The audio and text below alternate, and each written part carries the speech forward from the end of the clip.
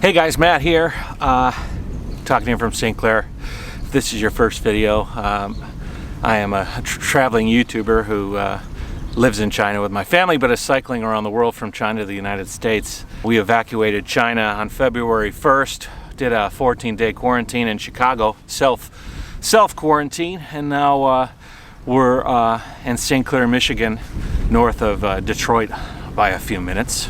My family's here, and so we're sort of basically biding our time until we can return to China and I can return to the road and start cycling around the world again. My vlogs sort of follow my family, but they're recently sort of following this weird virus crisis that's going on. Today's topic is going to be a two-parter. Basically, the first part, I'm going to be talking about the virus. Second part, a bunch of my family is coming over to the house. It's Sunday.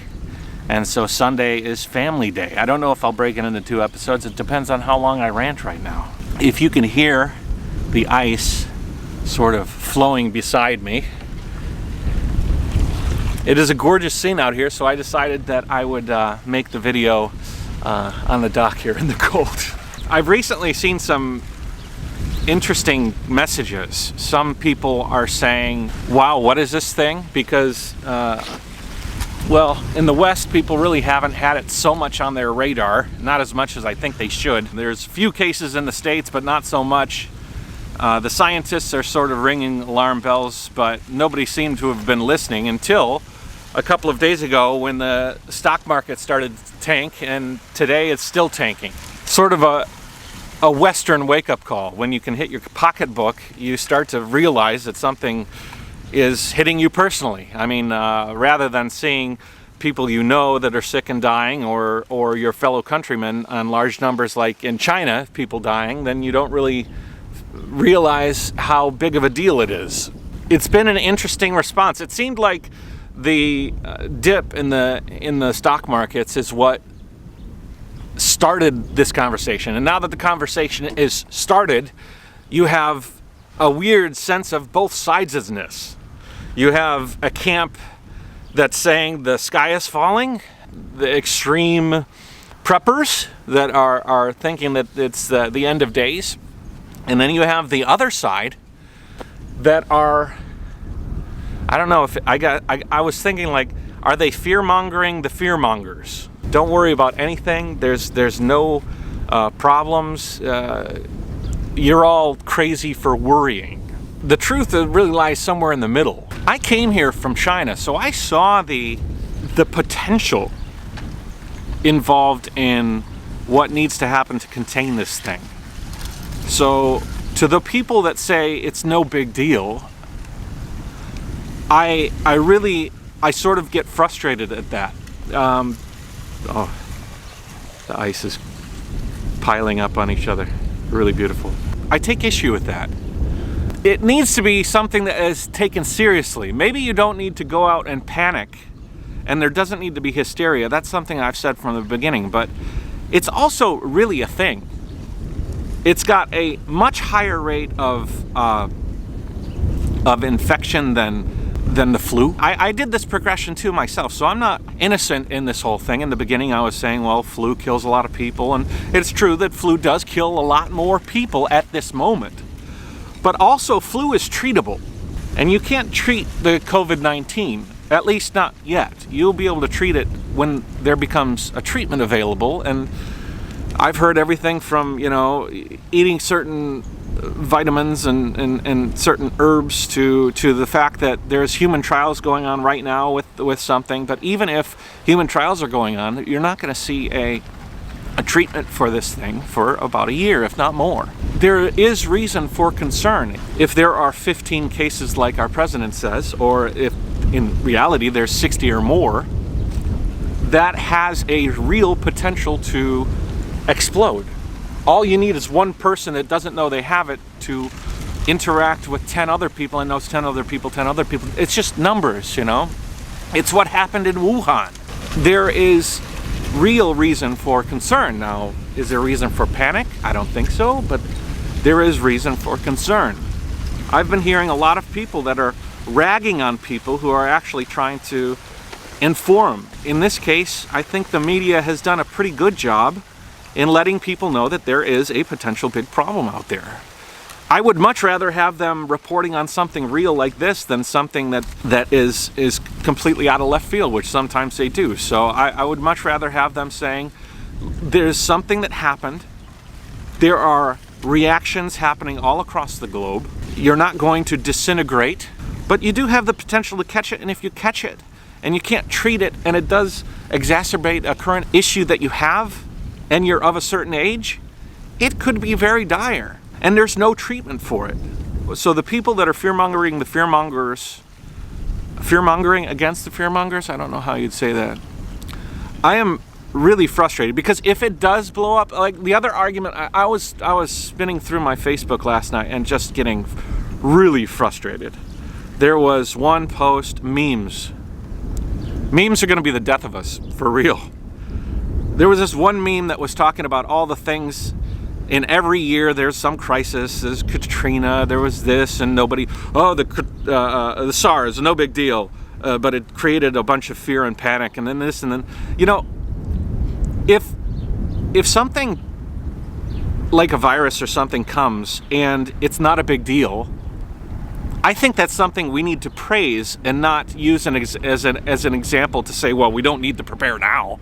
It's really counterintuitive to say that if you know something has the potential to be bad, and you know that it's coming your way, and you know that it's untreatable, and you know that it kills a percentage of the people that it infects, to say it's no big deal is kind of crazy.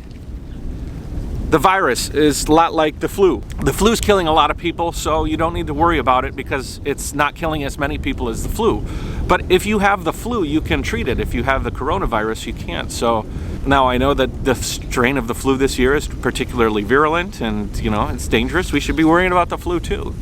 Again, no hysteria, no panic, but we do need to be concerned. I am just frustrated because I don't want this thing to become serious and have all of the forces involved not taking it seriously. I even talked to a friend who said that their friend is in the medical field, and everybody in the hospital where they were at were preparing and running drills for a potential pandemic, and that's great, you know. And they were saying, because I was sort of getting frustrated at the people at the top not taking this as seriously as they should, and they said, well, the people at the top don't have to. There's a lot of talent in America. There's fantastic doctors and scientists and people that solve these sorts of problems, and that is good, but the messaging, I think, is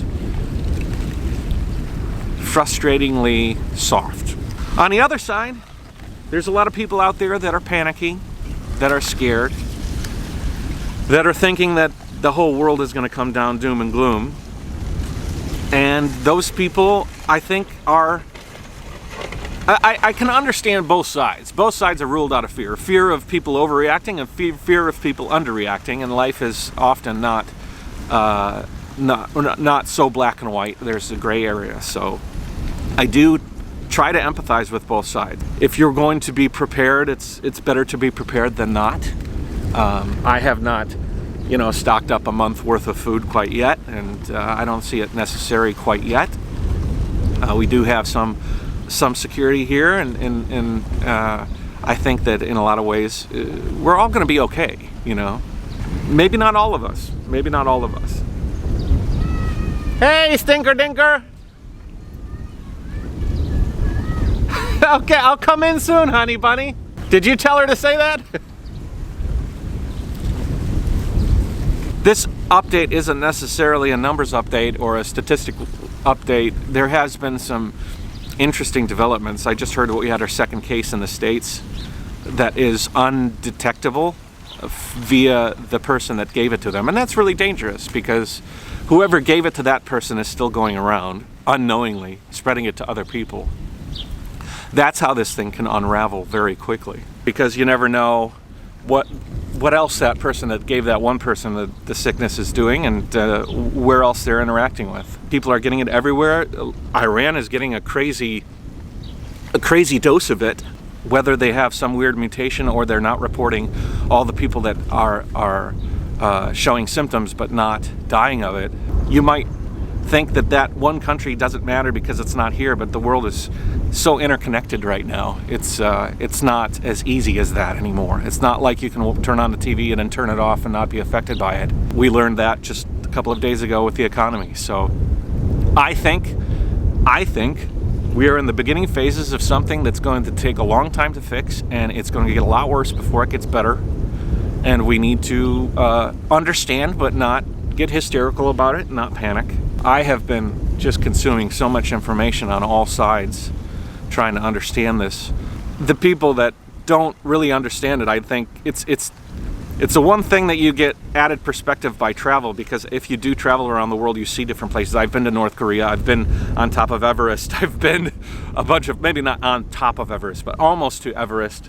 That's another story.